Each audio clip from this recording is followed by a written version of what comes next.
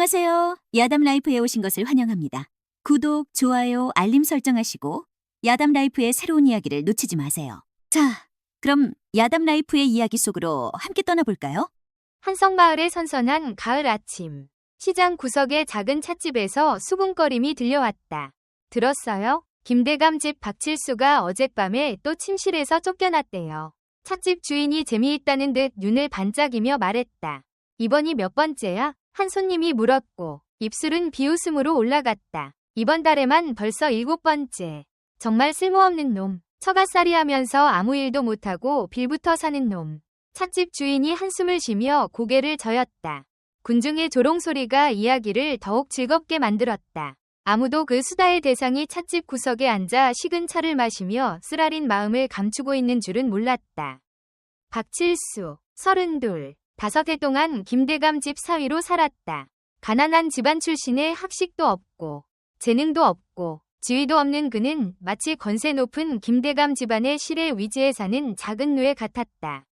사위 노릇하는 내 운명이란 칠수는 속으로 생각하며 식은 차와 함께 쓴 마음을 삼켰다. 칠수가 김대감 저택으로 돌아왔을 때 그는 하인들이 사용하는 뒷문으로 조용히 들어갔다. 집안 사람들의 경멸스러운 시선을 피하기 위해서였다. 그의 발걸음은 고양이처럼 조심스러웠고 장인어른 김대감의 주의를 끌만한 소리를 내지 않으려 했다. 쓸모없는 놈이 돌아왔나? 김대감의 차가운 목소리가 대청에서 들려왔고 칠수는 놀라 집신을 떨어뜨렸다. 네, 돌아왔습니다. 장인어른. 칠수는 고개를 깊이 숙이고 장인의 눈을 직시하지 못했다.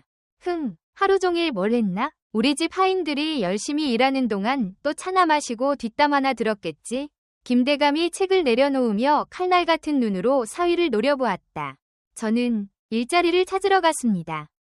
일자리. 5해 동안 자네가 찾은 일자리가 있나? 아니면 집안일을 피하기 위한 구실일 뿐인가? 김대감이 비웃었고 그 경멸적인 웃음소리가 칠수의 가슴을 찔렀다. 칠수는 침묵했다. 이 집에서 자신의 위치가 무엇인지 잘 알고 있었다. 쓸모없는 사위, 짐덩어리, 아버지, 또 제 남편을 괴롭히시는군요. 계단에서 부드럽지만 결연한 목소리가 들려왔다. 김소저 칠수의 아내가 천천히 내려오고 있었는데 마치 봄날의 모란처럼 고귀한 자태였다. 소연아, 내 남편이 얼마나 쓸모없는지 모르겠니? 5해 동안 저자는 우리 집 밥 먹고 우리 집 옷 입으면서 아무것도 기여하지 않았어. 김대감이 말했지만 외동딸 앞에서 어조는 한결 누그러졌다. 김소저 본명 김연화는 부드럽게 미소 지으며 남편 곁으로 다가가 보호하듯 그의 어깨에 손을 얹었다. 제 남편은 그만의 가치가 있어요. 아버지, 모든 가치가 돈이나 지위로 측정되는 것은 아니에요. 칠수는 아내를 올려다보았고 마음은 감사함으로 가득 찼다. 이 세상에서 오직 그녀만이 그를 진정으로 이해하고 사랑했다. 비록 그가 그 사랑을 받을 자격이 없을지라도. 김대감은 한숨을 쉬었고 사랑하는 딸과 다투고 싶지 않았다. 좋아. 하지만 내가 더는 참을 수 없을 거다. 만약 3달 안에 저자가 괜찮은 일자리를 찾지 못하면 네가 반대하더라도 이 집에서 내쫓을 것이다. 그러고는 일어서서 서재로 들어가기 전 마지막으로 칠수를 노려보았고 거실에는 무거운 공기만 남겼다. 미안해. 또 너를 아버지와 난처하게 만들었어. 칠수가 속삭였고 고개를 숙였다. 연화는 부드럽게 남편의 턱을 들어 올렸다. 걱정 마세요. 여보, 당신이 자신의 길을 찾을 거라고 믿어요. 아내의 눈에서 칠수는 무조건적인 사랑과 신뢰를 보았다. 감히 꿈꿀 수 없었던 것들이었다. 그는 아내의 손을 잡고 그 하얀 손등에 가벼운 키스를 남겼다. 여보, 이 새 치마가 당신을 마치 하늘에서 내려온 선녀처럼 보이게 해요. 세상에서 가장 아름다운 여인을 뽑는다면 당신은 틀림없이 1등, 2등, 3등을 모두 차지할 거예요. 칠수가 달콤하고 진심 어린 목소리로 말했다. 연화는 웃음을 터뜨렸고 뺨이 붉어졌다. 또 아첨하는군요. 분명한 진실을 어떻게 아첨이라고 할 수 있겠어요? 달은 밝고 꽃은 향기롭고 그리고 내 아내는 세상에서 가장 아름다운 사람이에요. 연화의 미소는 더욱 밝아졌고 그녀는 남편의 굳은 손에 뺨을 기댔다. 오직 당신만이 나를 이렇게 특별하게 느끼게 해요. 멀리서 서재 창문 틈으로 김대감은 조용히 젊은 부부를 관찰했다. 그는 그들이 하는 말을 들을 수 없었지만 딸의 얼굴에 피어난 행복한 미소를 볼 수 있었다. 슬픔이 그의 마음을 스쳤다. 5해 동안 쓸모없는 사위를 증오했지만 그는 한 가지를 인정해야 했다. 저자는 그가 소개했던 어떤 부유하고 권세 있는 청년보다도 딸을 더 행복하게 만들었다. 그게 저자의 유일한 재능인가? 연하를 웃게 만드는 것? 그는 중얼거렸고 그 생각에 위안을 느껴야 할지 화가 나야 할지 알 수 없었다. 저녁, 개인 방에서 칠수는 창가에 앉아 김대감 집의 넓은 정원을 내다보았다. 달빛이 꽃잎 위에 내리쬐며 그림 같은 풍경을 만들어냈다. 3달 남았다. 그는 속삭였다. 내 가치를 증명하거나 영원히 떠나거나 할 3달. 칠수는 자신에게 높은 학식도, 특별한 재능도, 권세 있는 인맥도 없다는 것을 알았다. 하지만 그에게는 누구도 부정할 수 없는 한 가지가 있었다. 아내에 대한 한없는 사랑과 그녀에 대한 깊은 감사함. 연하를 위해서 내 운명을 바꿔야 해. 그는 은빛 달빛 아래 결의에 찬 눈으로 다짐했다. 가을밤의 어둠 속에서 칠수의 마음속에 한 생각이 형성되기 시작했다. 대담하고 무모할 수도 있는 생각이었지만 어쩌면 그의 어두운 인생에서 마지막 빛이 될 수도 있었다. 만약 아내를 기쁘게 하는 재능이 내 유일한 재능이라면 왜 그것을 가장 강력한 무기로 만들지 않을까? 이른 아침 햇살이 창틈으로 스며들어 칠수를 짧은 잠에서 깨웠다. 어젯밤 그는 자신의 계획에 대해 생각하느라 밤을 새웠다. 그 자신도 인정할 만큼 무모하고 어리석어 보이는 계획이었다. 여보, 일어났어요? 연하가 꽃처럼 싱그러운 얼굴로 물었다. 네, 사랑하는 아내. 오늘 당신은 마치 새벽빛 같아요. 밝고 생기 넘치는. 칠수가 아름다운 아내를 부드럽게 바라보며 대답했다. 연하는 미소 지었다. 남편의 감미로운 말에 이미 익숙해져 있었다. 오늘은 무엇을 할 계획이세요? 칠수는 깊게 숨을 들이마셨다. 이제 그의 계획을 시작할 시간이었다. 이 대감을 만나러 가고 싶어요. 연하는 놀라 손에 든 찻잔을 거의 떨어뜨릴 뻔했다. 이 대감님을요? 여보, 농담하는 거예요? 진지해요. 칠수가 그 어느 때보다도 단호한 목소리로 말했다. 이 대감부에서 작은 자리 하나 얻고 싶어요. 아시다시피 이 대감은 장인어른의 젊은 시절 친구잖아요. 하지만 아버지는 절대 당신을 소개해주지 않으실 거예요. 연하가 걱정스럽게 말했다. 그분은 당신을 신뢰하지 않으세요. 알아요. 칠수는 고개를 끄덕였다. 그래서 당신의 도움이 필요해요. 연하는 눈썹을 찌푸렸다. 제가 어떻게 도울 수 있죠? 칠수는 아내의 손을 잡고 진심 어린 눈빛으로 바라보았다. 당신은 내 인생의 가장 빛나는 별이에요. 내가 알고 있는 가장 똑똑하고 용감한 여인이에요. 만약 당신이 아버지께 말씀드리면 아마도 그분이 들어주실 거예요. 연하는 잠시 침묵하며 남편의 제안에 대해 생각했다. 그녀는 아버지가 얼마나 엄격한지 그리고 그가 칠수를 얼마나 싫어하는지 알고 있었다.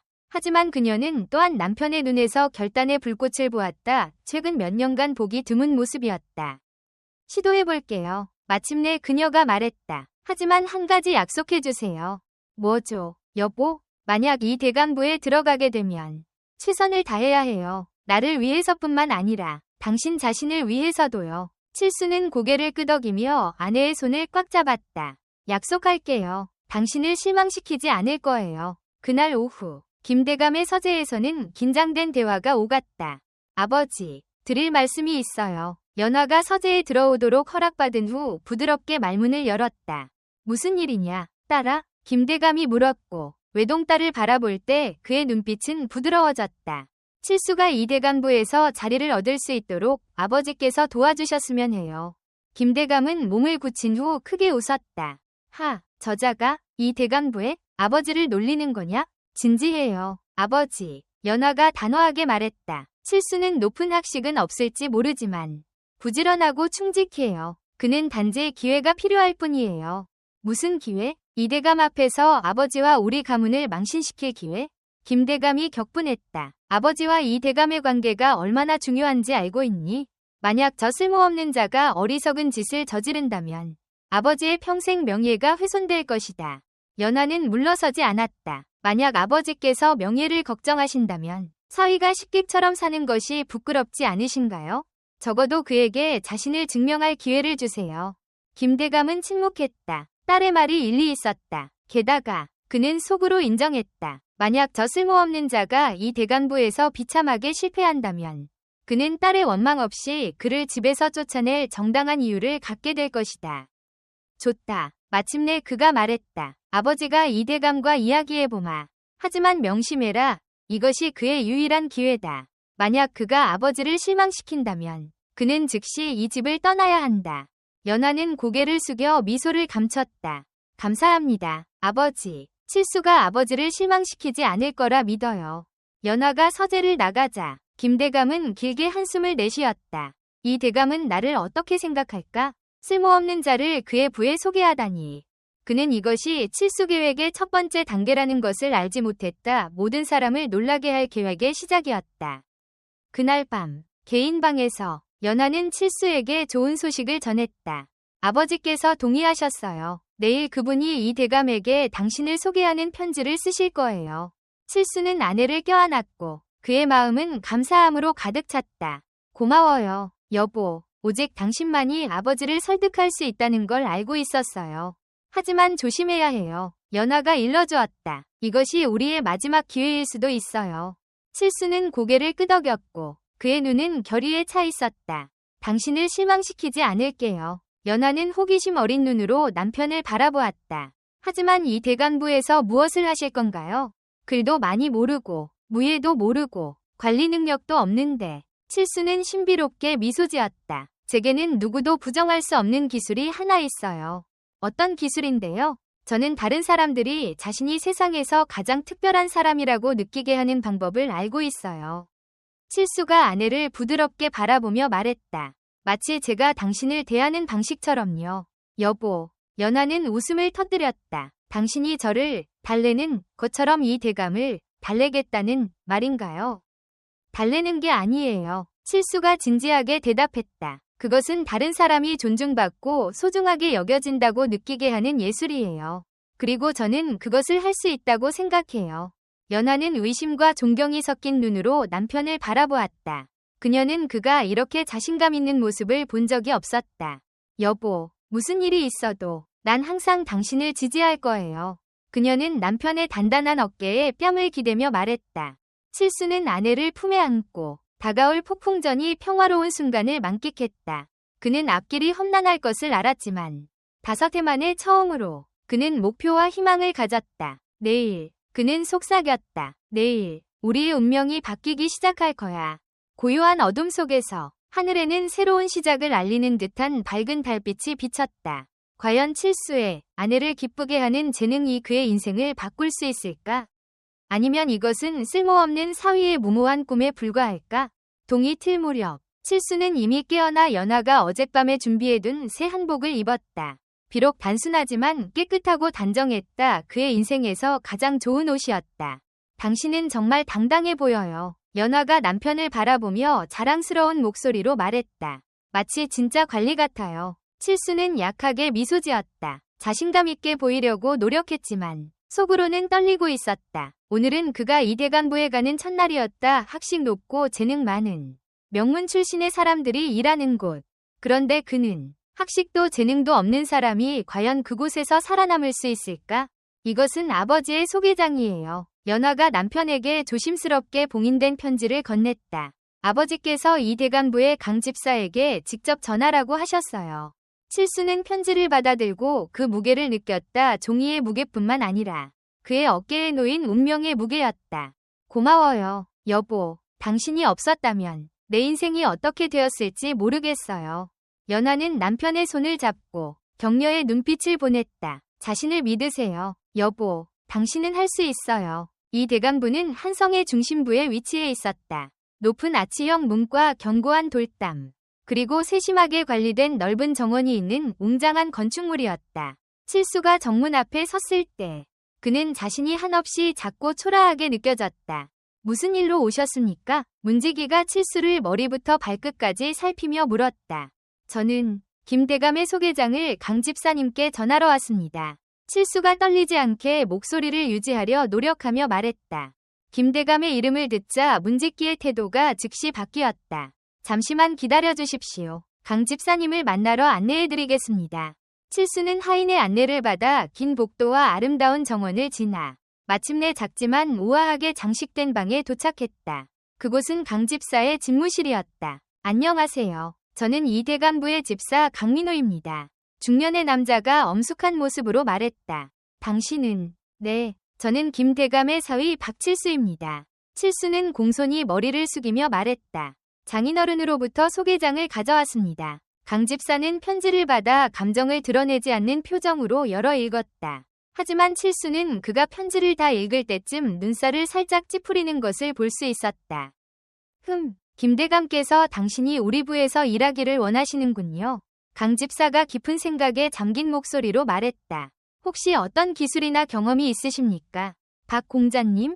칠수는 침을 삼켰다. 이것은 그가 어젯밤 내내 준비했지만 여전히 만족스러운 답을 찾지 못한 질문이었다. 강 집사님, 저는 높은 학식도 없고 고관의 부에서 일한 경험도 없습니다. 칠수가 솔직하게 대답했다. 하지만 저는 성실함과 배우려는 의지가 있습니다. 아무리 작은 일이라도 할 수 있습니다.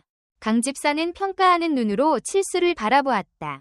그는 많은 권세가의 자제들을 만나보았는데 그들은 거만하고 높은 지위를 요구했다. 자신의 부족함을 인정하고 가장 작은 일부터 시작할 준비가 되어 있는 사람을 만나는 것은 드문 일이었다.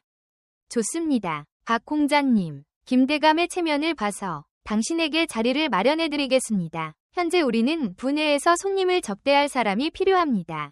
일은 어렵지 않지만 소통에서 세심함과 재치가 필요합니다. 하실 수 있겠습니까? 글쎄요. 칠수가 망설였다. 장인어른께서 제가 성공했다고 인정하시기에는 아직 이른 것 같아요. 조금 더 증명한 후에 말씀드리는 게 좋을 것 같아요. 연하는 잠시 생각했다. 당신 말이 맞아요. 아버지는 쉽게 감동하지 않으시니까요. 하지만 언젠가는 당신의 가치를 인정하실 거예요. 여보, 칠수는 미소 지었다. 당신이 나를 믿어주는 것만으로도 충분해요. 다음 날부터 칠수의 생활은 완전히 바뀌었다. 이 대감의 개인 시종으로서 그는 이전보다 훨씬 더 많은 책임을 맡게 되었다. 그는 이 대감의 일정을 관리하고 중요한 문서를 정리하고 때로는 이 대감의 이름으로 중요하지 않은 방문객들을 만나기도 했다. 처음에는 어려웠다. 칠수는 글을 잘 읽지 못했고 정치적 상황에 대한 이해도 부족했다. 하지만 그는 빠르게 배웠다. 밤에는 연화에게 읽기와 쓰기를 더 배웠고 낮에는 이 대감과 다른 관리들의 대화를 주의 깊게 듣고 정치적 상황을 이해하려고 노력했다. 가장 중요한 것은 그가 이 대감의 신뢰를 얻었다는 것이다. 그의 성실함, 정직함, 그리고 무엇보다도 이 대감을 진정으로 존경하고 배려하는 마음이 이 대감에게 전해졌다. 한 달이 지났을 때 칠수는 이미 이 대감부에서 잘 알려진 인물이 되었다. 처음에는 많은 사람들이 그를 의심했지만 그의 친절함과 겸손함, 그리고 일에 대한 헌신은 점차 그들의 존경을 얻었다. 그러던 어느 날, 칠수가 이 대감의 서재에서 문서를 정리하고 있을 때 이 대감이 걱정스러운 표정으로 들어왔다. 무슨 일이십니까, 대감님? 칠수가 물었다. 이 대감은 한숨을 쉬었다. 북방에서 좋지 않은 소식이 왔네. 변경에서 갈등이 고조되고 있어. 임금께서 내게 상황을 평가하고 해결책을 제안하라고 명하셨지. 심각한 상황입니까? 칠수가 걱정스럽게 물었다. 매우 심각하네. 만약 잘못 처리하면 전쟁으로 이어질 수도 있어. 이 대감이 설명했다. 내일 임금께 보고해야 하는데 아직도 어떻게 접근해야 할지 확신이 없네. 칠수는 잠시 생각했다. 그는 정치나 군사 전략에 대한 전문 지식이 없었지만 사람들의 감정과 욕망을 이해하는 데 있어서는 타고난 감각이 있었다. 제가 감히 제안해도 될까요, 대감님? 그가 조심스럽게 물었다. 이 대감은 놀란 듯 보였지만 고개를 끄덕였다. 말해보게. 종종 갈등은 사람들이 무시당하거나 존중받지 못한다고 느낄 때 악화됩니다. 칠수가 시작했다. 북방 부족들은 어쩌면 그들의 문화와 전통이 위협받는다고 느끼는 것이 아닐까요? 만약 우리가 그들과의 대화를 시작하고 그들의 우려를 진지하게 듣고 상호 존중에 기반한 해결책을 찾는다면 어떨까요? 이 대감은 칠수를 깊이 응시했다.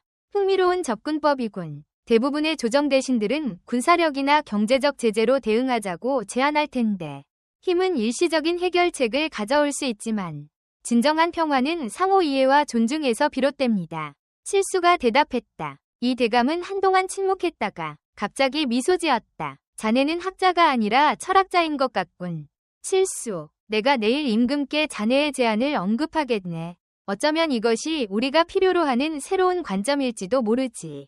제 생각이 도움이 되었다면 다행입니다. 대감님, 칠수가 겸손하게 말했다. 다음 날, 이 대감은 임금과의 면담에서 돌아왔을 때 얼굴에 기쁜 표정을 짓고 있었다. 칠수, 자네의 제안이 임금께 깊은 인상을 주었네. 그가 흥분해서 말했다. 임금께서는 우리가 북방 부족들과의 대화를 시작하고 그들의 우려를 듣고 평화적인 해결책을 찾는 새로운 접근법을 시도하기로 결정하셨어. 칠수는 놀라서 말문이 막혔다. 정말입니까, 대감님? 그렇네. 사실 임금께서는 이 일을 위해 특별 사절단을 구성하기로 하셨어. 그리고 내가 그 사절단을 이끌게 될 것이네. 이 대감이 말했다. 축하드립니다, 대감님. 칠수가 깊이 허리를 굽히며 말했다. 축하는 자네에게도 해당되네. 칠수. 이 대감이 미소 지었다. 왜냐하면 자네가 나와 함께 가게 될 것이기 때문이지. 저요? 칠수가 놀라서 물었다. 그렇네. 이 아이디어는 자네에게서 나왔으니 자네도 그것을 실행하는 데 참여해야 한다고 생각하네. 자네의 사람들과의 소통 능력이 큰 도움이 될 것이네. 칠수의 마음은 기쁨과 놀라움으로 가득 찼다. 그는 이제 막 관청 생활을 시작했는데 벌써 국가적으로 중요한 임무에 참여하게 된 것이다. 대감님, 저를 믿어주셔서 감사합니다. 최선을 다하겠습니다. 그가 진심으로 말했다. 이 대감은 고개를 끄덕였다. 내 직감은 거의 틀린 적이 없네. 자네는 특별한 재능을 가졌어. 칠수. 그것은 책에서 배울 수 있는 것이 아니라네. 그날 저녁, 칠수는 큰 소식을 가지고 집에 돌아왔다. 연하는 처음에 걱정스러워했다. 북방에요? 하지만 그곳은 위험하다고 들었어요. 그녀가 불안하게 말했다. 걱정하지 마세요. 여보, 우리는 평화를 위해 가는 거예요. 게다가 이것은 내 인생의 큰 기회예요. 칠수가 그녀를 안심시켰다. 연하는 잠시 생각한 후 마침내 미소 지었다. 당신 말이 맞아요. 이것은 정말 큰 영광이에요. 아버지께 말씀드려야겠어요. 이번에 칠수는 반대하지 않았다. 사실 그는 장인에게 자신의 성취를 보여주고 싶었다. 그들이 김대감의 서재로 향했을 때 칠수의 마음은 설렘과 불안으로 뛰었다. 이것은 그가 장인의 인정을 받을 첫 번째 진정한 기회였다.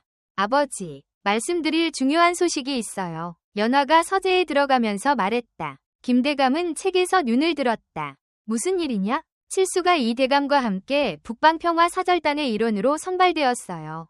연화가 자랑스럽게 발표했다. 김대감의 눈이 놀라움으로 커졌다. 뭐라고? 이것은 사실이냐? 그가 칠수에게 물었다. 네, 장인어른. 칠수가 공손히 대답했다. 오늘 이 대감께서 저에게 말씀하셨습니다.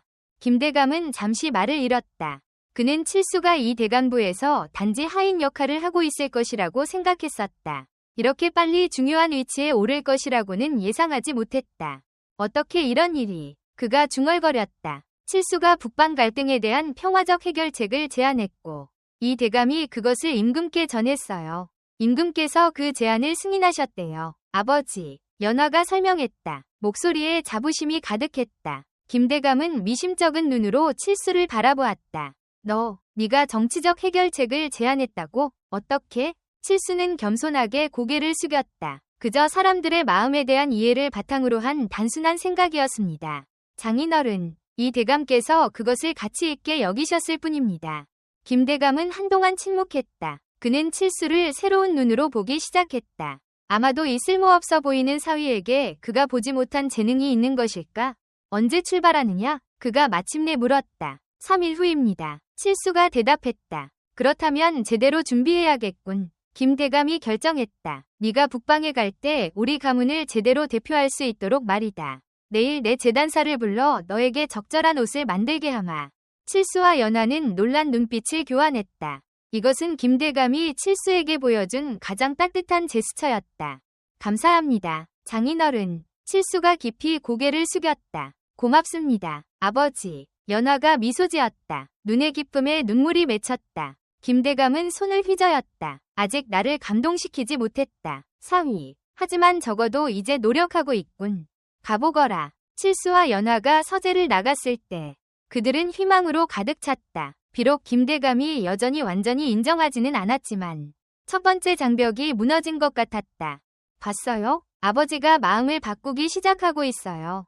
연화가 속삭였다. 천천히요. 하지만 확실히요. 칠수가 동의했다. 이제 북방에서 성공해야 해요. 그러면 아마도 장인어른이 마침내 저를 가족으로 받아들이실 거예요. 제5화 북방으로의 여정. 출발 당일. 칠수는 김대감이 특별히 주문한 화려한 의복을 입고 있었다.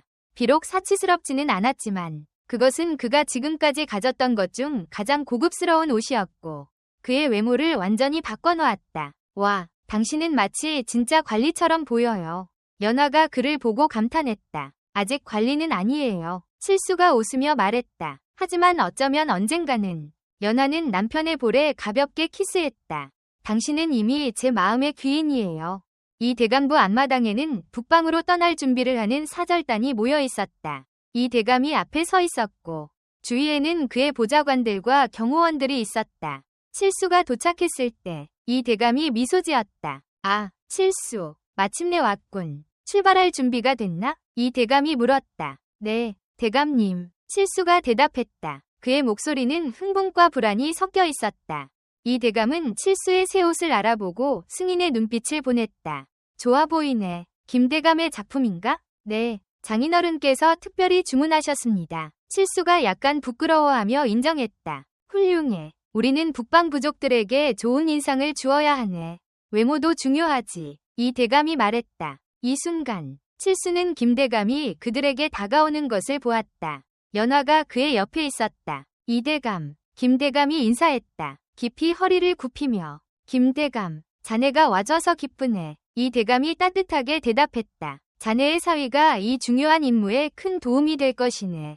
김대감은 뭔가 말하려다가 망설였다. 마침내 그가 말했다. 내 사위를 잘 돌봐주게. 오랜 친구여. 그는 우리 가족에게 중요하네. 칠수는 깜짝 놀라 눈을 깜빡였다. 이것은 김대감이 그에 대한 염려를 표현한 첫 번째 때였다. 걱정 말게, 친구여. 그는 내 보호 아래 있을 것이네. 이 대감이 약속했다. 연화가 다가와 칠수를 꼭 껴안았다. 조심하세요, 여보. 곧 돌아오세요. 곧 돌아올게요. 더 강해지고 당신이 자랑스러워할 만한 사람이 되어서.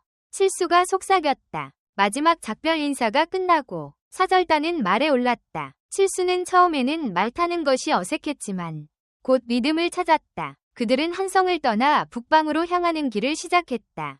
여행은 힘들었다. 그들은 험한 산길과 넓은 평원을 지났고 때로는 거친 날씨와 맞서야 했다. 하지만 칠수에게 이것은 모두 새로운 경험이었고 그는 모든 순간을 소중히 여겼다. 밤의 야영지에서 이 대감은 종종 칠수를 불러 그와 대화를 나누었다. 그들은 임무에 대해, 북방 부족들에 대해, 그리고 때로는 삶과 철학에 대해 이야기했다. 너는 정말 흥미로운 젊은이야, 칠수. 어느 밤 이 대감이 말했다. 그를 많이 알지 못하지만 때로는 학자들보다 더 깊은 지혜를 가지고 있어. 그것은 대감님의 과찬입니다. 칠수가 겸손하게 대답했다. 저는 그저 사람들의 마음을 이해하려고 노력할 뿐입니다. 그리고 그것이 바로 정치의 핵심이지. 이 대감이 지적했다. 책과 전략은 중요하지만 결국 정치는 사람들에 관한 것이네. 그들의 두려움, 희망, 욕망을 이해하는 것이 진정한 리더십의 핵심이지. 칠수는 이 대감의 말을 깊이 생각했다. 그는 자신이 항상 사람들의 감정을 읽고 그들이 원하는 것을 이해하는 데 능숙했다는 것을 깨달았다. 이것이 그가 연화를 행복하게 할 수 있었던 이유였고 이제는 이 대감의 신뢰를 얻을 수 있었던 이유였다. 대감님, 제가 질문을 드려도 될까요? 그가 물었다. 물론이지. 왜 저 같은 초보자를 이런 중요한 임무에 데려오셨습니까? 분명히 더 경험 많은 관리들이 있었을 텐데요. 이 대감은 잠시 생각했다. 때로는 신선한 시각이 필요하네. 많은 관리들은 오랜 관행과 전통적인 사고방식에 갇혀있지. 하지만 너는 다르게 생각하고 사람들을 다르게 보지. 그리고 이번 임무에서는 그런 관점이 필요하네. 칠수는 고개를 끄덕였다. 감사합니다. 대감님, 제가 실망시켜드리지 않도록 노력하겠습니다.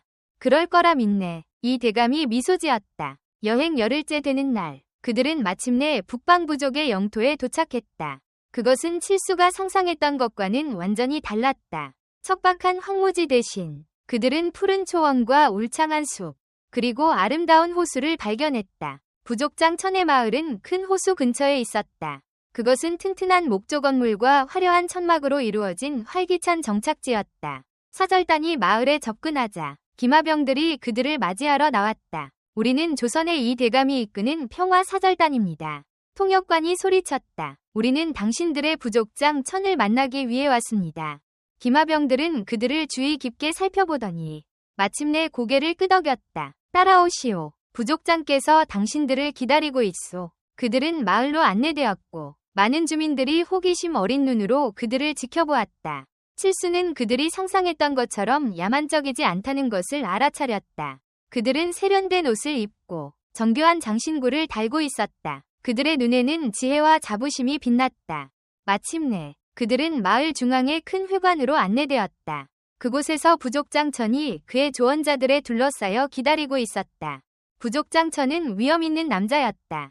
그는 60대 후반으로 깊은 주름이 있었지만 여전히 강인해 보였다. 그의 눈은 날카롭고 통찰력이 있었다. 이대감, 조선에서 오셨군요. 통역관을 통해 부족장천이 말했다. 무엇이 당신을 우리의 땅으로 이끌었습니까? 이 대감은 공손히 허리를 굽혔다. 존경하는 부족장천, 우리는 평화와 이해의 정신으로 왔습니다. 최근 우리 국경에서의 긴장이 우리 모두에게 해로울 수 있다고 믿습니다. 우리는 함께 해결책을 찾고 싶습니다. 부족장천은 의심스러운 눈으로 이 대감을 바라보았다. 과거에도 당신들의 관리들이 왔었습니다. 그들은 평화를 말했지만 실제로는 우리의 땅과 자원을 원했습니다. 당신은 어떻게 다르다는 것을 증명하시겠습니까? 이 대감은 응답하기 전에 잠시 생각했다. 우리는 당신들의 관점을 듣기 위해 왔습니다. 우리는 명령하거나 요구하러 온 것이 아니라 당신들의 우려와 필요를 이해하고 모두에게 이로운 해결책을 찾기 위해 왔습니다. 부족장천은 여전히 회의적으로 보였지만 고개를 끄덕였다. 좋습니다. 우리는 당신들의 말을 들을 것입니다. 내일 아침 우리는 공식 회의를 열 것입니다. 오늘 밤은 쉬십시오. 그들은 마을 외곽의 게스트하우스로 안내되었다. 그곳은 소박하지만 편안했고 그들의 필요를 위한 모든 것이 갖춰져 있었다. 첫인상은 어떻소? 칠소? 그들이 정착한 후 이 대감이 물었다. 그들은 우리가 생각했던 것보다 훨씬 더 문명화되어 있습니다. 대감님, 칠수가 대답했다. 그리고 부족장천은 지혜롭고 강한 지도자로 보입니다. 그렇네. 이 대감이 동의했다. 하지만 그는 또한 우리를 신뢰하지 않네. 우리는 그 신뢰를 얻기 위해 열심히 노력해야 할 것이네. 그의 눈에는 깊은 상처가 있었습니다. 칠수가 관찰했다. 아마도 과거의 배신이나 실망에서 온 것 같습니다. 이 대감은 칠수를 감탄하는 눈으로 바라보았다. 그렇게 많이 볼 수 있었나? 자네는 정말 특별한 재능을 가졌군. 칠수, 그저 주의 깊게 보려고 노력할 뿐입니다. 대감님, 칠수가 겸손하게 말했다. 내일의 회의는 매우 중요할 것이네. 이 대감이 말했다. 우리는 그들의 신뢰를 얻고 진정한 대화를 시작해야 하네. 칠수는 고개를 끄덕였다. 저도 그렇게 생각합니다. 대감님, 그날 밤 칠수는 자기 침대에 누워 생각에 잠겼다. 그는 멀리 한성에 있는 연화를 그리워했지만 동시에 이 새로운 모험에 설렜다. 그는 드디어 자신의 가치를 증명하고 아마도 장인의 인정도 얻을 수 있는 기회를 얻었다. 모든 것은 내일의 회의에 달려 있었다. 내가 할 수 있어. 그는 속삭였다. 내가 할 수 있어. 달빛이 창문으로 스며들어 낯선 땅에서의 첫 밤을 밝혀주었다. 북방의 바람 소리가 자장가처럼 칠수를 깊은 잠으로 이끌었다. 다음 날 아침, 사절단은 부족장 천의 회관으로 향했다. 회관 안에는 이미 부족의 장로들과 전사들이 모여 있었다. 그들의 표정은 경계심과 호기심이 섞여 있었다. 부족장 천이 중앙자리에 앉았고 이 대감과 그의 일행은 맞은편에 자리를 잡았다. 칠수는 이 대감 바로 뒤에 앉았다. 우리는 이제 시작하겠습니다. 부족장 천이 선언했다. 이 대감, 당신의 말을 들어봅시다. 이 대감은 일어서서 공손히 고개를 숙였다. 존경하는 부족장 천, 그리고 부족의 현명한 장로들께 먼저 우리를 맞아주신 것에 감사드립니다. 우리는 최근 국경에서의 긴장을 해소하고 우리 두 민족 간의 평화와 협력의 새로운 시대를 열기 위해 왔습니다. 그는 계속해서 조선왕의 평화에 대한 열망과 북방 부족들과의 우호적인 관계를 구축하고자 하는 바람에 대해 이야기했다. 그의 말은 외교적이고 정중했지만 칠수는 장로들의 얼굴에서 회의적인 표정을 볼 수 있었다. 이 대감이 말을 마치자 부족장 천이 말했다. 아름다운 말이지만 우리는 이미 많은 약속을 들었습니다. 그러나 현실은 다릅니다. 당신들의 국경 수비대는 우리 사냥꾼들을 공격하고 당신들의 상인들은 우리를 속이며 당신들의 관리들은 우리의 땅을 탐냅니다. 이것이 평화입니까? 긴장감이 회관을 가득 채웠다. 이 대감은 응답하기 위해 입을 열었지만 그때 칠수가 갑자기 일어섰다. 제가 말해도 될까요? 대감님? 그가 조용히 물었다. 이 대감은 놀란 눈으로 그를 바라보았지만 고개를 끄덕였다. 칠수는 부족장 천을 향해 진심 어린 눈으로 바라보았다. 존경하는 부족장님, 저는 박칠수라고 합니다. 저는 고위관리도 아니고 학자도 아닙니다. 저는 그저 평범한 사람입니다. 통역관이 그의 말을 번역하자 부족장과 장로들은 호기심 어린 눈으로 그를 바라보았다. 당신의 분노와 불신을 이해합니다. 칠수가 계속했다. 과거에 당신들이 겪은 일을 저는 알지 못하지만 당신의 눈에서 상처와 실망을 볼 수 있습니다. 그리고 그것은 정당합니다. 부족장천은 약간 놀란 듯했지만 더 주의 깊게 듣기 시작했다. 저는 당신들에게 화려한 약속을 하러 온 것이 아닙니다. 대신 제가 묻고 싶은 것이 있습니다. 당신들은 진정으로 무엇을 원하십니까? 평화입니까? 존중입니까? 안전입니까? 아니면 단지 당신들의 방식대로 살 자유입니까? 통역관이 이 말을 전하자 회관 안에 잠시 침묵이 흘렀다. 부족장천은 칠수를 깊이 응시했다. 우리가 원하는 것은 단순합니다. 부족장이 마침내 말했다. 우리는 존중받기를 원합니다. 우리는 우리의 땅, 우리의 전통, 우리의 방식이 존중받기를 원합니다. 우리는 동등하게 대우받기를 원합니다. 열등한 야만인이 아니라. 칠수는 고개를 끄덕였다. 그것은 모든 사람이 원하는 것입니다. 부족장님, 존중과 존엄성, 그리고 저는 그것이 우리가 시작할 수 있는 바로 그 지점이라고 생각합니다. 그는 부족장과 장로들을 둘러보았다. 제가 제안하고 싶은 것이 있습니다. 우리가 먼저 서로를 알아가는 시간을 가지면 어떨까요? 당신들의 역사, 전통, 생활 방식에 대해 배우고 당신들도 우리에 대해 배울 수 있도록 말입니다. 진정한 이해 없이는 진정한 평화도 있을 수 없습니다. 칠수의 진심 어린 말과 겸손한 태도는 부족장 천에게 깊은 인상을 주었다. 칠수의 눈에서 그는 속임수나 숨겨진 의도가 아닌 순수한 호기심과 존중을 보았다. 당신의 제안은 현명합니다. 젊은이, 부족장이 말했다. 우리는 당신들이 우리의 방식을 배우도록 하겠습니다. 그리고 그 후에 우리는 더 진지한 대화를 할 수 있을 것입니다. 칠수는 깊이 고개를 숙였다. 감사합니다. 부족장님. 회의가 끝난 후 이 대감은 칠수의 어깨를 두드렸다.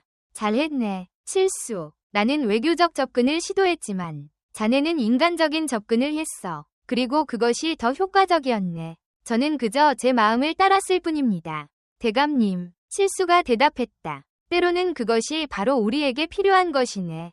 이 대감이 미소 지었다. 자, 이제 우리는 그들의 방식을 배울 기회가 있네. 최대한 활용하도록 하세. 이후 며칠 동안 사절단은 부족의 일상생활에 참여했다. 그들은 사냥 방법, 말 타는 방법, 그들의 수공예품을 만드는 방법을 배웠다. 칠수는 특히 열성적이었다. 그는 모든 것에 진정한 관심을 보였고 부족 사람들과 쉽게 친해졌다. 부족장 천의 손녀인 아이라는 특히 칠수에게 호감을 느꼈다. 그녀는 16살로 호기심 많고 똑똑한 소녀였다. 그녀는 종종 칠수에게 조선에 대해 물었고 그는 기꺼이 그녀의 질문에 답했다. 당신의 나라는 어떤가요? 어느 날 그녀가 물었다. 그들이 호수 근처에서 낚시를 하고 있을 때 아름답습니다. 칠수가 대답했다. 산과 강, 푸른 들판이 있죠. 그리고 사람들도 여기 사람들처럼 친절하고 열심히 일합니다. 그런데 왜 우리와 갈등이 있나요? 그녀가 순진하게 물었다. 칠수는 잠시 생각했다. 때로는 사람들이 서로를 이해하지 못하기 때문입니다. 우리는 다른 언어를 사용하고 다른 전통을 가지고 있습니다. 그래서 때로는 오해가 생깁니다. 하지만 당신은 우리를 이해하려고 노력하고 있어요. 그녀가 지적했다. 칠수는 미소 지었다. 네, 그렇습니다. 그리고 당신도 우리를 이해하려고 노력하고 있죠. 아마도 그것이 바로 평화를 이루는 방법일 것입니다. 아이라는 고개를 끄덕였다. 할아버지께 그렇게 말씀드릴게요. 할아버지는 당신을 좋아하세요. 당신이 다른 관리들과 다르다고 생각하세요. 칠수는 놀랐다. 정말요? 네. 할아버지는 당신의 눈에서 진실을 볼 수 있다고 하셨어요. 그녀가 설명했다. 그날 저녁, 부족장천은 사절단을 특별 만찬에 초대했다. 그들은 커다란 모닥불 주위에 모여 맛있는 음식을 즐기고 이야기를 나누고 부족의 전통음악을 들었다. 식사 중에 부족장천이 일어서서 잔을 들었다. 오늘 밤 우리는 새로운 친구들과 함께합니다. 며칠 동안 그들은 우리의 방식을 배우고 우리의 전통을 존중했습니다. 특히 이 젊은이 박칠수는 진정한 이해의 정신을 보여주었습니다. 그는 칠수를 향해 잔을 들었다. 당신의 정직함과 열린 마음에 감사드립니다. 칠수는 존경의 표시로 고개를 숙였다. 저에게 가르침을 주신 것에 감사드립니다. 부족장님. 이 대감은 자랑스러운 미소로 칠수를 바라보았다. 그는 이 젊은이가 불과 몇 달 전 세상의 조롱거리였던 쓸모없는 사위에서 지금은 중요한 평화 임무에서 핵심적인 역할을 하는 사람으로 얼마나 성장했는지 놀라웠다. 만찬 후 부족장천은 이 대감과 칠수를 따로 불렀다. 내일 우리는 진지한 협상을 시작할 것입니다. 저는 우리가 서로를 더 잘 이해하게 되었다고 생각합니다. 그렇습니다. 부족장님. 이 대감이 동의했다. 우리는 당신들의 방식과 전통에 대해 많이 배웠습니다. 이제 우리는 모두에게 이로운 합의에 도달할 수 있기를 희망합니다. 부족장천은 칠수를 바라보았다. 젊은이, 내일 협상에서 당신도 발언권을 갖기를 바랍니다. 당신의 솔직함과 지혜가 우리에게 도움이 될 것입니다. 칠수는 놀라면서도 영광스러웠다. 네, 부족장님. 제가 도울 수 있는 일이라면 기꺼이 하겠습니다. 그날 밤 그들의 숙소로 돌아오면서 이 대감은 칠수에게 말했다. 자네는 대단한 일을 해냈네. 칠수, 불과 며칠 만에 자네는 부족장의 신뢰를 얻었어. 이것은 우리 임무의 성공에 매우 중요하네.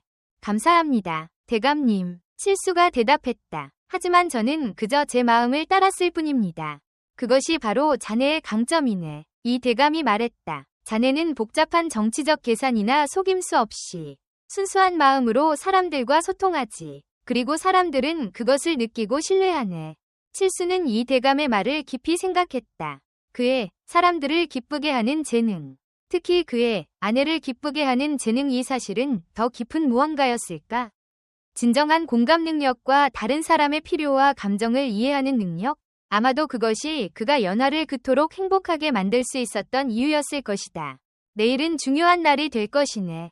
이 대감이 말했다. 충분히 쉬도록 하게. 칠수는 고개를 끄덕였다. 네, 대감님. 좋은 밤 되세요. 그날 밤, 칠수는 연하에게 편지를 썼다. 그는 북방에서의 경험, 부족 사람들의 친절함, 그리고 무엇보다도 그가 어떻게 성장하고 있는지에 대해 썼다.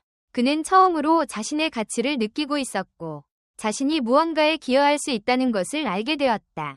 사랑하는 아내, 그는 편지에 썼다. 곧 당신에게 돌아갈 것입니다. 더 강하고, 더 현명하고, 아마도 당신이 항상 내 안에서 보았던 그 사람이 되어서. 제6화, 평화의 다리. 다음 날, 칠수는 일찍 일어나 협상을 위해 준비했다. 그는 새벽빛이 부족의 마을을 어떻게 황금빛으로 물들이는지 지켜보았다. 그것은 마치 새로운 시작을 상징하는 것 같았다. 이 대감과 함께 그는 회관으로 향했다. 그곳에서는 이미 부족장천과 장로들이 기다리고 있었다. 좋은 아침입니다. 부족장님. 이 대감이 인사했다. 좋은 아침입니다. 이 대감. 부족장천이 대답했다. 오늘 우리는 중요한 문제들을 논의할 것입니다. 우리 두 민족 간의 평화를 위한 조건들을 말입니다. 협상은 시작되었다. 이 대감은 조선왕실의 제안을 설명했다. 국경지역에서의 자유로운 무역, 상호 안전 보장, 문화적 교류 증진 등. 부족장천은 경청했고 가끔 질문을 던졌다. 하지만 국경 문제에 도달했을 때 긴장이 고조되었다. 부족은 특정 사냥터에 대한 접근권을 원했는데 그곳은 현재 조선의 영토로 간주되고 있었다. 그 땅은 우리 조상 때부터 우리의 것이었습니다. 부족장천이 주장했다. 우리의 사냥꾼들은 항상 그곳에서 사냥을 했습니다. 이 대감은 조심스럽게 대답했다. 그 지역의 소유권에 대한 역사적 기록에 따르면 그것은 조선의 영토입니다. 하지만 우리는 당신들의 필요를 이해합니다. 장로들 사이에서 불만의 속삭임이 들렸다. 상황이 악화되기 시작했다. 이때 칠수가 앞으로 나섰다. 제 생각을 말씀드려도 될까요? 모두가 그를 바라보았다. 우리가 여기서 논의하는 것은 단지 땅이 아니라 생존과 전통의 문제라고 생각합니다. 칠수가 말했다. 부족장님, 당신들에게 그 사냥터가 중요한 이유는 무엇입니까? 부족장천은 칠수의 진심 어린 관심에 감동받아 대답했다. 그곳은 우리의 중요한 식량원입니다. 또한 우리 젊은이들이 사냥을 배우고 우리의 전통을 계승하는 곳이기도 합니다. 칠수는 고개를 끄덕였다. 그렇다면 문제는 땅 자체가 아니라 그곳에서 사냥할 수 있는 권리와 당신들의 전통을 유지할 수 있는 능력입니다. 맞습니까? 그렇습니다. 부족장이 동의했다. 칠수는 이 대감을 향해 돌아섰다. 대감님, 우리가 영토의 공식적인 소유권은 유지하면서도 부족에게 그곳에서 사냥할 수 있는 특별한 권리를 허가하는 방안을 고려해 볼 수 있을까요? 어쩌면 공동관리 체계를 구축하여 두 민족이 함께 그 지역의 자원을 보존하고 관리할 수 있을 것입니다. 이 대감은 잠시 생각했다. 흥미로운 제안이군. 그것은 전례가 없는 일이지만 시도해볼 만한 가치가 있을 것 같네. 그는 부족장 천을 향해 고개를 끄덕였다. 우리는 당신들에게 그 사냥터에서 사냥할 수 있는 권리를 공식적으로 인정할 수 있습니다. 대신 우리는 함께 그 지역을 관리하고 자원이 고갈되지 않도록 보호하는 데 협력할 수 있을 것입니다. 부족장 천의 얼굴에 미소가 번졌다. 그것은 공정한 제안입니다. 우리는 그 땅의 소유권보다 그곳에서 우리의 전통을 계속할 수 있는 권리에 더 관심이 있습니다. 회의장의 기대감이 감돌았다. 협상의 가장 어려운 부분이 해결된 것 같았다. 이후 논의는 더 원활하게 진행되었다. 양측은 무역협정, 문화교류, 상호 방문 등에 대해 합의했다. 그리고 마침내 평화협정의 초안이 작성되었다. 이 협정은 우리 두 민족 간의 새로운 시대를 열 것입니다. 부족장 천이 선언했다. 평화와 협력의 시대를, 그리고 상호 존중의 시대를. 이 대감이 덧붙였다. 그들은 협정에 서명했고 회관에서는 축하의 함성이 울려 퍼졌다. 축하 연회 동안 부족장천은 칠수에게 다가왔다. 젊은이, 당신의 지혜와 통찰력에 감사드립니다. 당신은 진정한 평화의 가교였습니다. 감사합니다. 부족장님, 칠수가 공손히 대답했다. 저는 그저 모두가 원하는 것을 이해하려고 노력했을 뿐입니다. 그것이 바로 진정한 지혜입니다. 부족장이 미소 지었다. 저는 당신에게 선물을 드리고 싶습니다. 그는 부하에게 신호를 보냈고 부하는 아름다운 말 한 마리를 끌고 왔다. 그것은 강인하고 우아한 동물이었으며 북방 부족의 최고 품종이었다. 이 말은 우리 부족에서 가장 뛰어난 말입니다. 부족장이 설명했다. 당신과 같은 진정한 마음을 가진 사람에게만 어울리는 선물입니다. 칠수는 깊이 감동받았다. 이런 귀중한 선물을 주셔서 감사합니다. 부족장님, 제가 이것을 받을 자격이 있을지 모르겠습니다. 당신은 충분히 자격이 있습니다. 부족장이 단호하게 말했다. 이 말은 당신을 고향으로 데려다 줄 것입니다. 그리고 언제든 당신이 우리 부족을 다시 방문하고 싶을 때 그것은 당신을 여기로 다시 데려올 것입니다. 그날 밤, 이 대감은 칠수와 함께 별이 빛나는 하늘 아래에서 차를 마셨다. 자네는 오늘 대단한 일을 해냈네. 칠수, 이 대감이 말했다. 자네의 제안이 없었다면 우리는 아마도 합의에 도달하지 못했을 것이네. 저는 그저 제가 할 수 있는 일을 했을 뿐입니다. 대감님, 칠수가 겸손하게 말했다. 임금께서 이 소식을 들으시면 매우 기뻐하실 것이네. 이 대감이 계속했다. 그리고 나는 자네를 위한 계획이 있네. 칠수, 저를 위한 계획이요? 칠수가 놀라서 물었다. 그렇네. 우리가 한성으로 돌아가면 나는 임금께 자네를 추천하여 관직을 받게 할 생각이네. 칠수는 입을 다물지 못했다. 관직이요? 하지만 저는 글도 잘 모르고 글은 배울 수 있네. 이 대감이 미소 지었다. 하지만 자네가 가진 지혜와 사람들을 이해하는 능력은 타고난 것이네. 그리고 그것이 바로 좋은 관리에게 필요한 것이지. 칠수는 감격스러워 고개를 숙였다. 대감님, 이런 기회를 주셔서 감사합니다. 저는 최선을 다하겠습니다. 그럴 줄 알았네. 이 대감이 따뜻하게 말했다. 이제 우리는 내일 한성으로 돌아갈 준비를 해야 하네. 좋은 소식을 가지고 말이야. 다음 날 아침, 사절단은 떠날 준비를 했다. 부족 전체가 그들을 배웅하기 위해 모였다. 평화와 번영이 당신들과 함께하기를. 부족장 천이 작별 인사를 했다. 우리는 곧 다시 만날 것입니다. 새로운 친구로서. 이 대감이 대답했다. 칠수는 그에게 선물로 받은 말에 올랐다. 그것은 마치 그와 하나가 된 것처럼 움직였다. 그는 부족장 천과 부족 사람들에게 감사의 마음을 담아 깊이 고개를 숙였다. 마을을 떠나면서 칠수는 뒤돌아보았다. 아이라가 손을 흔들고 있었고 부족장처는 그를 지켜보고 있었다. 칠수는 이곳에서의 경험이 그의 인생을 영원히 바꿔놓았다는 것을 알았다. 이제 집으로 가자. 이 대감이 말했다. 좋은 소식과 함께. 칠수는 고개를 끄덕였다. 네, 집으로요. 그들은 한성을 향해 출발했다. 칠수의 마음은 희망과 기대로 가득 찼다.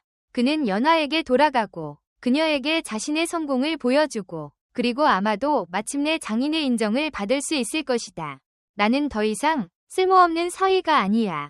그는 마음속으로 생각했다. 나는 이제 내 가치를 증명했어. 길을 따라 말을 타고 가면서 칠수는 자신의 아내를 기쁘게 하는 재능이 어떻게 그를 여기까지 이끌었는지 생각했다.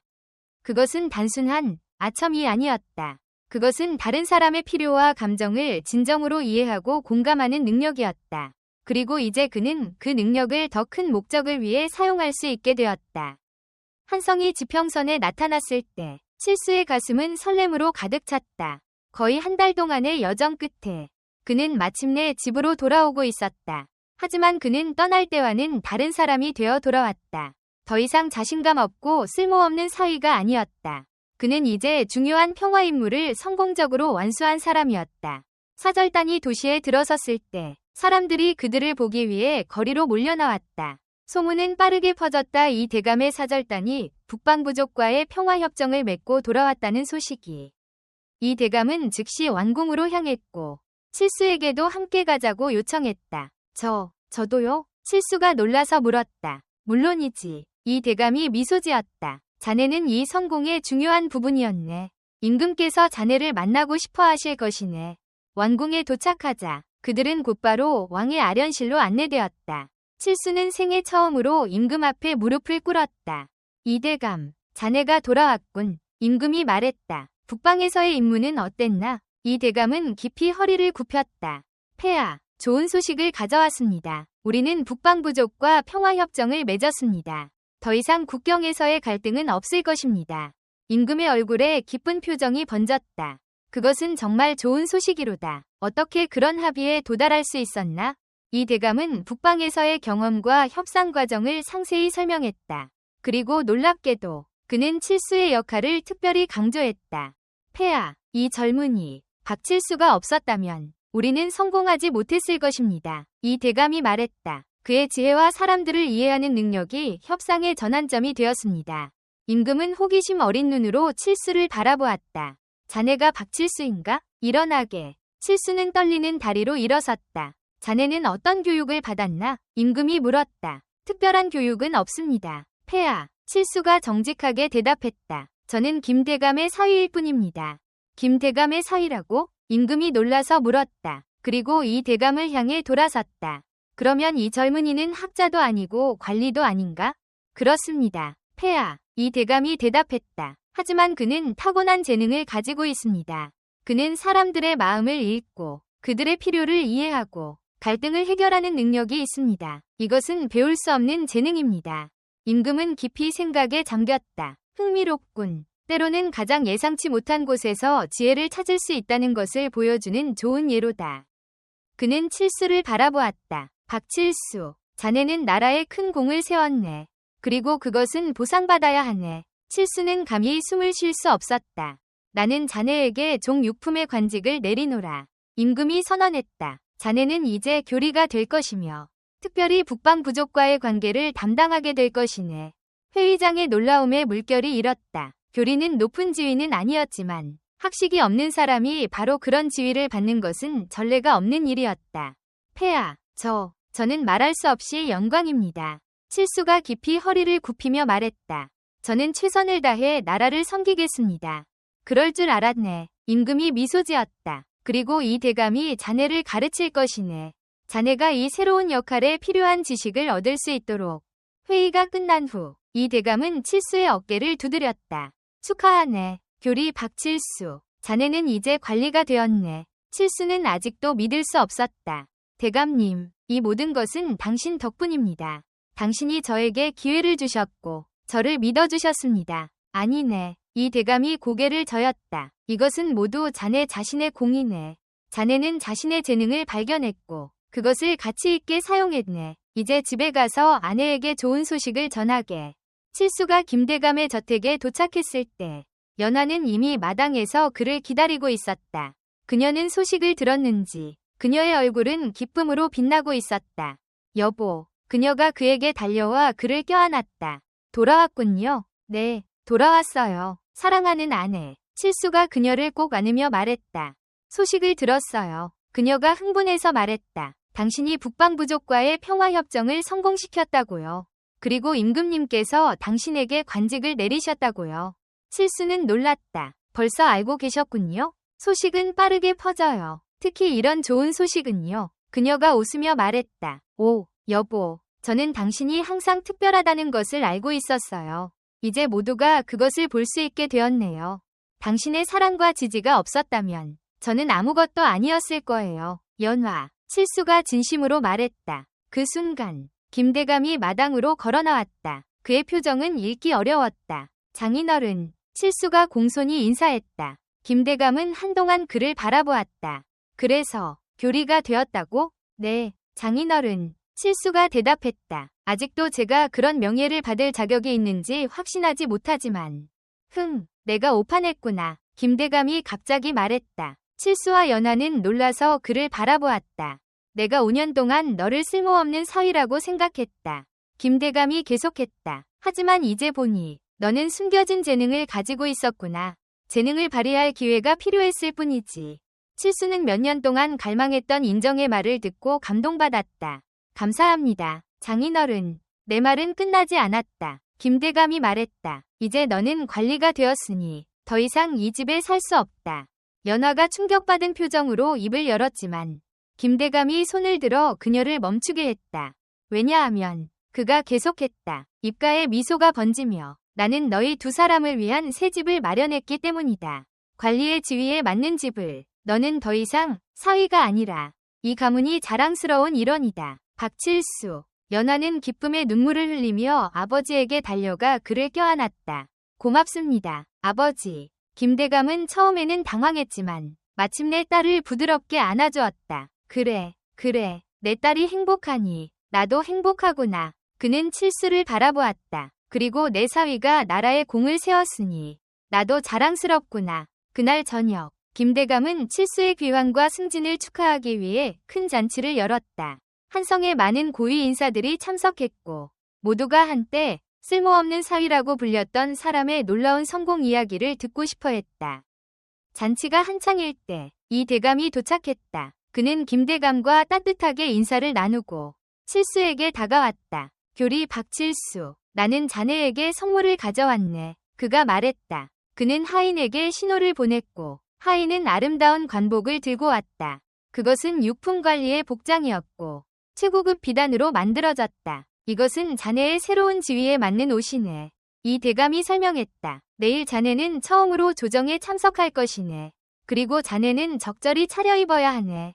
칠수는 깊이 고개를 숙였다. 감사합니다, 대감님. 당신의 친절함을 어떻게 갚아야 할지 모르겠습니다. 자네의 충성과 지혜로 나라를 섬기는 것이 최고의 보답이 될 것이네. 이 대감이 미소 지었다. 칠수는 고개를 끄덕였다. 저는 최선을 다하겠습니다. 잔치가 계속되는 동안 칠수는 잠시 혼자 있기 위해 정원으로 나갔다. 그는 밤하늘의 별들을 바라보며 자신의 놀라운 여정에 대해 생각했다. 여보, 괜찮으세요? 연화의 목소리가 그의 생각을 깨웠다. 네, 그냥 모든 것이 너무 빨리 변해서요. 칠수가 대답했다. 몇 달 전까지만 해도 저는 쓸모없는 사위였어요. 그리고 이제 당신은 모두가 존경하는 관리예요. 연화가 그의 말을 마쳤다. 하지만 제게는 당신은 항상 특별했어요. 여보, 저는 항상 당신의 가치를 알고 있었어요. 칠수는 아내를 바라보았다. 그녀의 눈에는 사랑과 자부심이 가득했다. 그리고 당신의 사랑이 저를 여기까지 이끌었어요. 연화, 당신을 행복하게 만들고 싶은 마음이 저에게 힘을 주었어요. 그렇다면 당신의 아내를 기쁘게 하는 재능 이 나라를 구했네요. 연화가 장난스럽게 말했다. 칠수는 웃었다. 어떤 의미에서는 그렇죠. 하지만 그것은 단순한 아첨이 아니었어요. 그것은 진정한 이해와 공감에 관한 것이었어요. 저도 알아요. 연화가 부드럽게 말했다. 그것이 제가 당신을 사랑하는 이유 중 하나예요. 그들은 함께 별이 빛나는 하늘 아래에 서 있었다. 미래는 가능성으로 가득 찼다. 몇 달 후, 칠수는 다시 북방부족을 방문했다. 이번에는 공식 사절로서 그는 부족장천과 따뜻하게 제회했고 두 민족 간의 관계를 더욱 강화했다. 해가 지나면서 칠수는 관직에서 승진했다. 그의 외교적 재능과 사람들을 이해하는 능력은 그를 중요한 조정회의에서 귀중한 목소리로 만들었다. 연화는 항상 그의 옆에 있었고 그의 가장 큰 지지자이자 조언자였다. 김대감도 변했다. 그는 한때 쓸모없는 사위라고 생각했던 사람에 대해 진심으로 자랑스러워했다. 그는 종종 친구들에게 내 사위는 임금께서 직접 선택하신 관리라네 라고 자랑했다. 칠수와 연화는 아름다운 아들을 낳았고 그를 진솔, 진실과 솔직함이라고 이름 지었다. 그들은 그가 아버지의 발자취를 따라 권력이나 지위를 위해서가 아니라 진정한 이해와 평화를 위해 일하는 사람이 되기를 희망했다. 한성의 거리를 걸을 때 사람들은 더 이상 칠수를 쓸모없는 사위라고 수군거리지 않았다. 그들은 그를 평화의 관리라고 불렀다. 그의 외교적 성과와 북방부족과의 평화협정을 맺은 역할로 인해. 하지만 가장 행복한 순간은 칠수가 연화와 함께 집에 있을 때였다. 그들의 아들을 안고 그들이 함께 만든 삶을 즐기면서 그때 칠수는 자신의 진정한 성공은 화려한 관직이나 명예가 아니라 사랑하는 사람들을 행복하게 하는 능력에 있다는 것을 깨달았다. 연화, 당신은 오늘 특별히 아름다워요. 그가 아내에게 말했다. 그들이 정원에 앉아 있을 때 여전히 당신의 아내를 기쁘게 하는 재능을 사용하고 계시네요. 여보, 그녀가 미소 지으며 물었다. 아니요. 칠수가 진지하게 말했다. 이제는 그냥 진실을 말하고 있어요. 당신은 정말 아름다워요. 내 인생의 별이자 빛이에요. 연화는 그의 손을 잡았다. 그리고 당신은 더 이상 쓸모없는 사위가 아니에요. 당신은 이제 훌륭한 남편, 아버지, 그리고 신하예요. 그리고 그 모든 것은 당신 덕분이에요.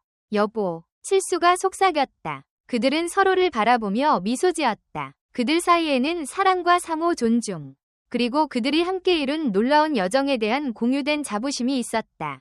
그리고 그렇게 한때 쓸모없는 사위로 조롱받던 박칠수는 연기배조했다 영광스럽게 고향으로 돌아와 존경받는 사람이 되었다. 그리고 그 모든 것은 그의 아내를 기쁘게 하는 재능에서 시작되었다. 그것은 결국 다른 사람의 마음을 이해하고 그들의 필요를 존중하고 모두에게 유익한 해결책을 찾는 더 깊은 능력이었다. 진정한 인정은 타고난 지위나 학식에서 오는 것이 아니라 자신의 특별한 재능을 발견하고 그것을 모두의 이익을 위해 사용하는 용기에서 온다는 교훈을 남기며 박칠수의 이야기는 오랫동안 한성에서 전해졌다.